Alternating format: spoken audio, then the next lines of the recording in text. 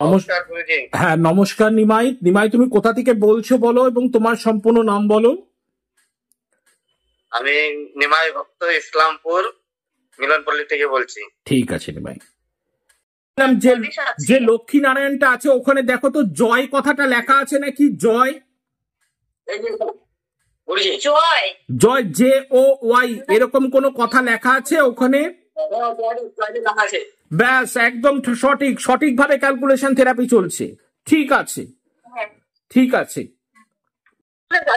আমি সূর্যমুখী হ্যাঁ ব্ল্যাঙ্কেটটা দিয়ে রেখেছি, এটার মধ্যে সূর্যমুখী ফুল আছে। এই যে একদম একদম আমি সরাসরি বললাম যে ওখানে সূর্যমুখী ফুলের একটা জিনিস ঝোলানো রয়েছে, অলরেডি ব্ল্যাঙ্কেট আছে, তাই তো? একদম মিলেছে তো? কালকে রেখেছি আমি এটা। ঠিক ঠিক ঠিক ঠিক, এক্স্যাক্টলি এক্স্যাক্টলি। তারের একটা পেঁচানো জিনিস থাকবে ইলেকট্রিকের, একদম সেটাই আছে তো বাবু? একদম একদম একদম ঠিক ঠিক ঠিক।